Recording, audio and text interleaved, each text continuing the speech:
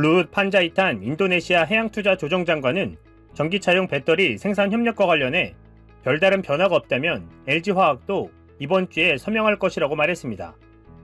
18일간 콤파스 등 현지 매체들에 따르면 루훗 장관은 전날 열린 화상회의에서 LG화학이 곧 서명할 것이라며 우리는 중국, 미국, 어디에 있는 친구든 함께하길 원한다고 강조했습니다.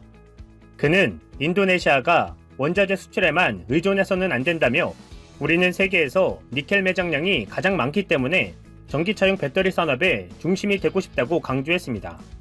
인도네시아는 배터리에 사용되는 니켈과 코발트, 망간 생산국으로서 2030년에 전기차 산업 허브가 되는 것을 꿈꾸고 있습니다. 전 세계 니켈 원강의 20%가 인도네시아에 묻혀 있는 점도 인도네시아 정부의 의지를 읽을 수 있는 대목입니다.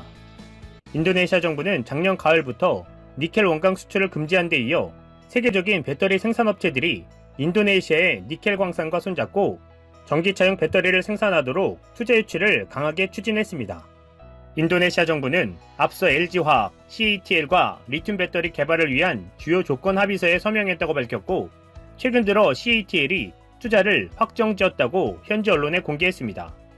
또 테슬라와도 막바지 협상을 진행 중이고 투자 성사 단계라고 주장했습니다.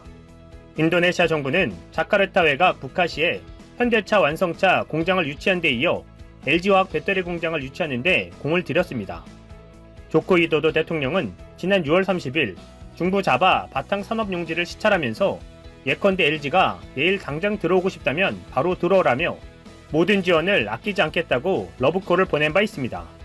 지난 1월에는 아구스 구미양 인도네시아 산업부 장관이 인도네시아 자카르타에서 LG화학 관계자들과 미팅을 가진 뒤 정부의 전기차 육성 사업에 LG화학의 참여를 기대했습니다. 그럼에도 LG화학은 현대차와 인도네시아의 배터리 회사 합작사 설립은 논의해왔으나 최종 결과를 발표하지는 않았습니다. 조급해진 에릭 토이르 국영기업부 장관과 바흐릴 라하달리아 투자청장은 지난 9월 23일 배터리 공장 설립 문제를 단판짓기 위해 전용기를 타고 서울로 날아갔습니다. 하지만 서울 도착 후 일행 가운데 코로나19 양성 판정을 받은 사람이 나오는 바람에 일정을 수행하지도 못하고 자카르타로 돌아온 사실이 확인됐습니다.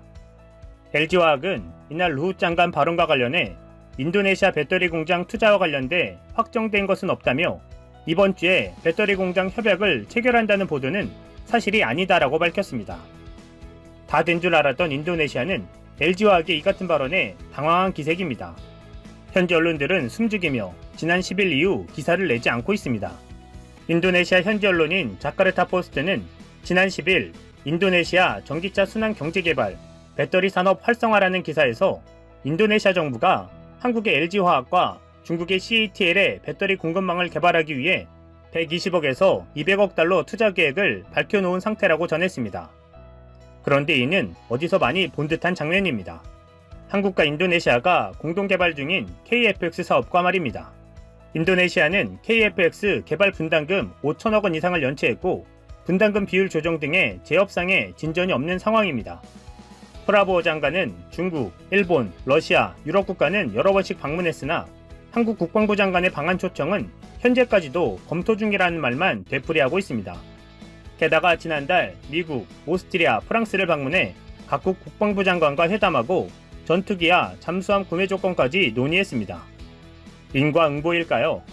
LG화학이 마지막까지 인도네시아를 긴장하게 만드는 상황입니다. 이참에 LG화학이 다른 나라들을 시찰하고 다닌다는 기사까지 나온다면 전기차 산업 육성에 열을 올리고 있는 인도네시아에 큰 교훈을 줄 수 있을 텐데 말입니다.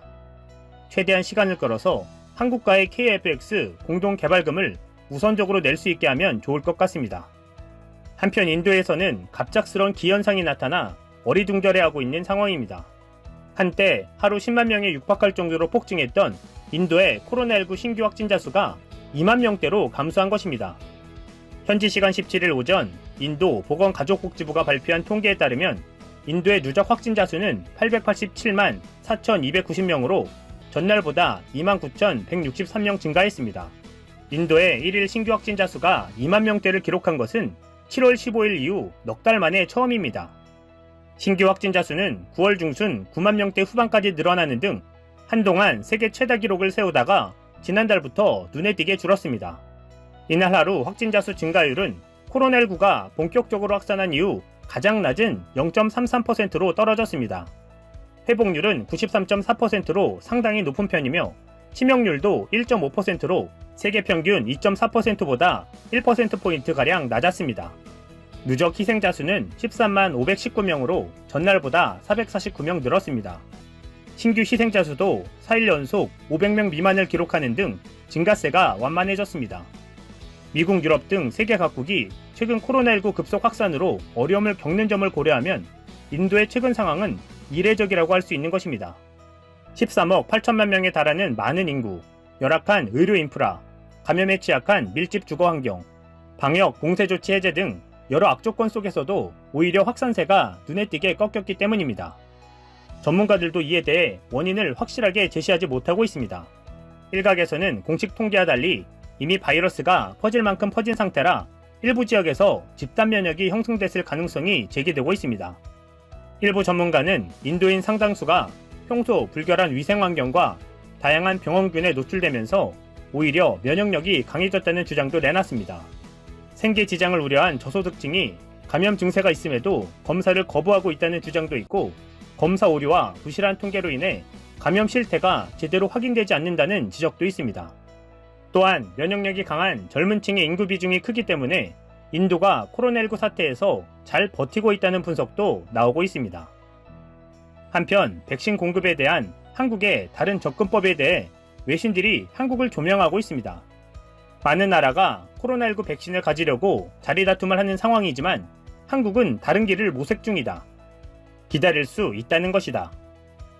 월스트리트저널은 18일 코로나19 백신 한국은 가격이 적당해질 때까지 기다릴 수 있다고 말한다라는 제목의 기사에서 백신 공급에 대한 접근법이 한국은 미국이나 유럽연합보다 훨씬 신중한 편이라며 차이점과 이유 등에 주목했습니다. 이 신문은 최근 모더나와 화이자가 개발 중인 코로나19 백신이 긍정적인 임상시험 결과를 보인 가운데 한국 정부 관리들의 백신 공급에 대한 접근법은 미국이나 EU보다 훨씬 신중한 편이라고 소개했습니다. 특히 일반적인 예상과 달리 오히려 그쪽에서 우리에게 빨리 계약을 맺자고 하는 상황이라는 지난 17일 박능우 보건복지부 장관의 발언 내용도 전했습니다. 또 이 신문은 미국과 EU, 일본은 내년 초반 백신 접종을 희망하지만 한국은 내년 하반기 접종을 목표로 하고 있다고 비교했습니다. 그러면서 한국에서는 코로나19가 상대적으로 잘 통제되는 편이어서 다른 곳의 백신 효과를 일단 지켜볼 여유가 있다는 전문가 발언도 소개했습니다. 국제백신연구소 이철호 박사는 이 신문과의 인터뷰에서 확진자 수를 낮게 유지할 수 있는데 서둘러 백신을 주문해 위험을 감수할 이유가 있겠느냐며 한국은 미국이나 유럽처럼 급한 상황이 아니다라고 말했습니다.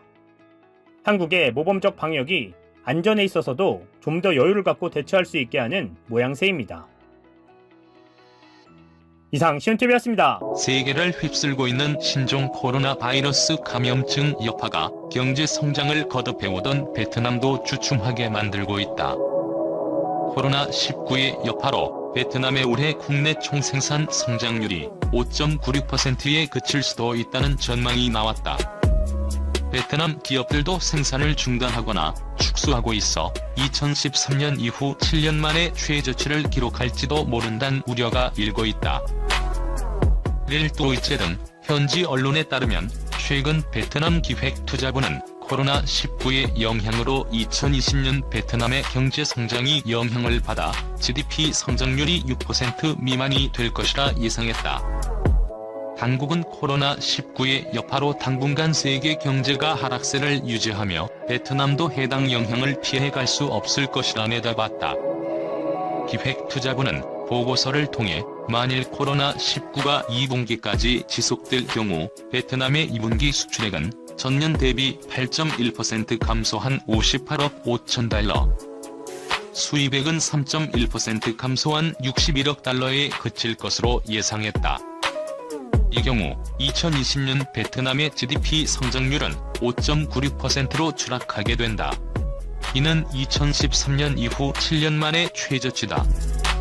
1분기 중으로 코로나19가 종식된다 하더라도 베트남 경제가 입은 타격은 상당할 것으로 보인다.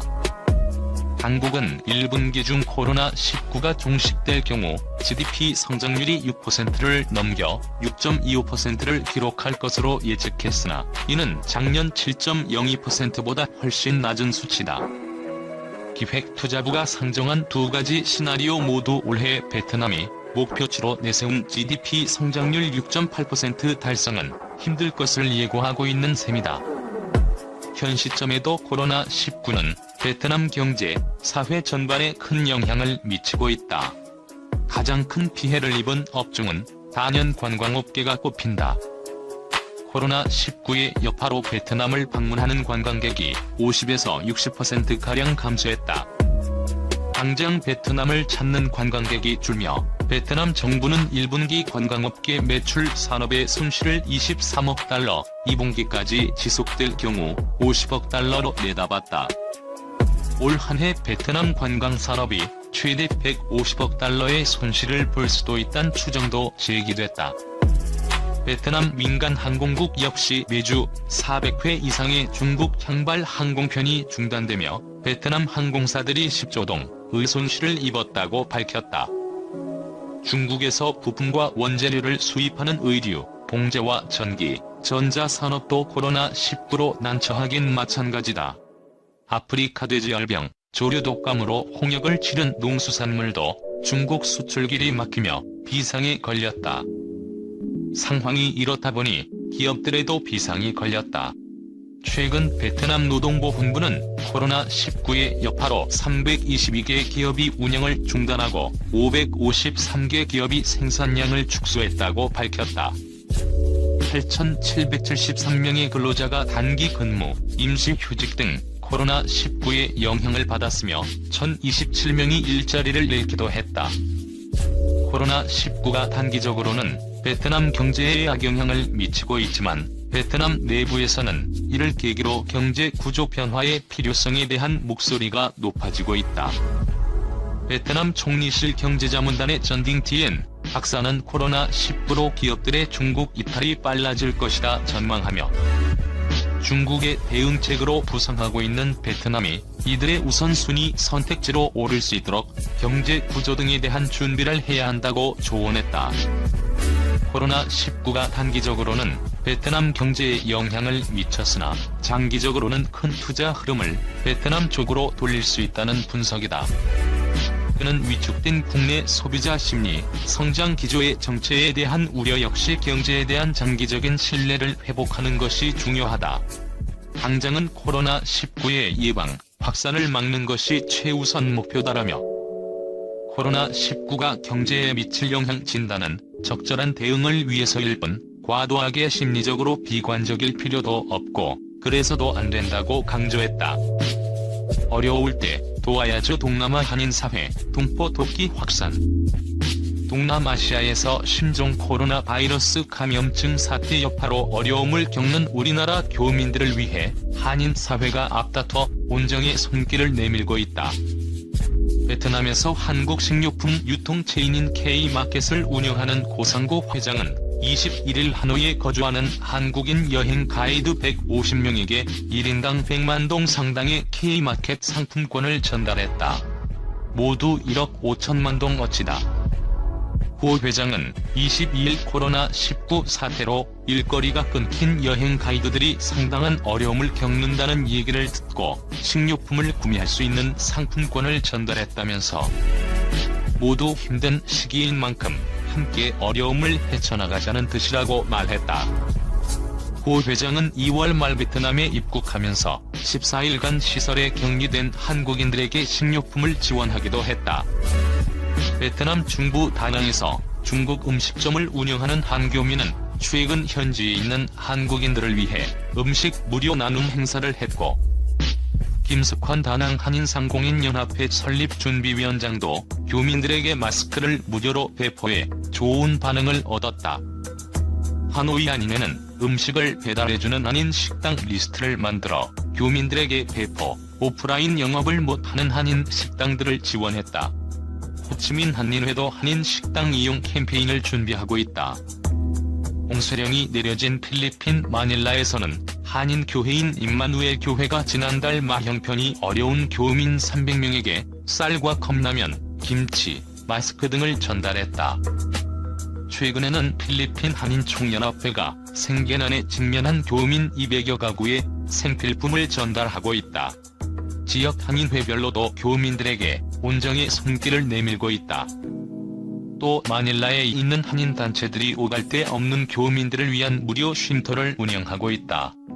현재 이곳에는 10여 명이 머무는 것으로 알려졌다. 태국 방콕 후이광 지역에서 프랜차이즈 식당 붐시림프를 운영하는 성대현 씨는 지난 2월 중순부터 교민들에게 마스크와 손세정제를 나눠주고 있다. 대한불교 조계종 한마음선원 태국 지원도 지난달 21일부터 태국 입국 후 자가격리 중인 교민 및 한국인에게 온정의 손길을 내밀었다. 배송비를 부담하면 매주 한 차례 김치, 깻잎 조림 등 한국 밑반찬 서너 가지를 만들어 무료로 나눠주고 있다. 제2인도네시아 한인회는 현지에서 마스크 품귀 현상이 심해지자 한인 마스크 공장 등을 통해 물량을 확보한 뒤 교민들에게 1차로 2만 장, 2차로 1만 9천여 장을 나눠줬고 자카르타 한국국제학교에도 1만 장을 전달했다.